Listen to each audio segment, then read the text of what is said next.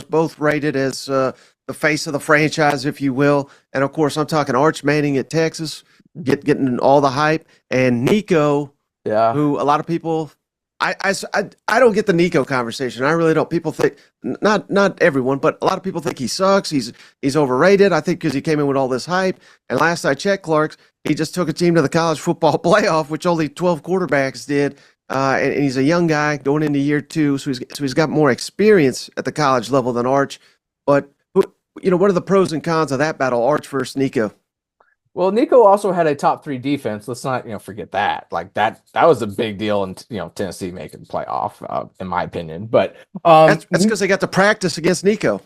I'm sure. But I mean, no, Nico is talented.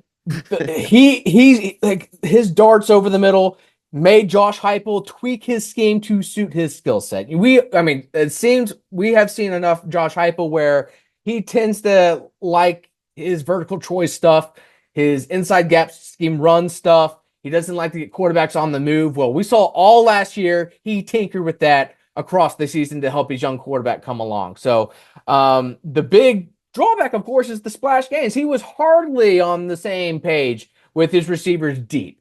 Deep uncatchable pass rate was just awful. There's just no way getting around it. I mean, it really did overshadow those mid-range darts. So even though, he is mobile, he has the size, it's just that scheme in general, it hinders how someone can develop as a passer. Of course, Arch Manning has been marinating for a few seasons. He, unlike Josh Heupel, which is a little bit more, I would say, more of a matched up post-snap, let's read what they're doing to us and then react type of a scheme, as opposed to Sark's play calling, which is more, okay, we're going to run this. We're going to make them think we're going to run this, then we're going to run that. It's much more of a pre-snap orchestration of things. It's a very high motion type of offense. It's an offense that really likes deception. And I really do think that Arch Manning is going to be the real deal. I really do. Yes, when he played this past season, he played against a very easy slate. Yes, this past season, he was an offensive executive with nearly 70% of his attempts coming off of a screen, an RPO, or a true drop back play action pass. Super high percentage. But same time, see the traits that help him stand out. He's got that natural release. He seems to be cerebral in the approach.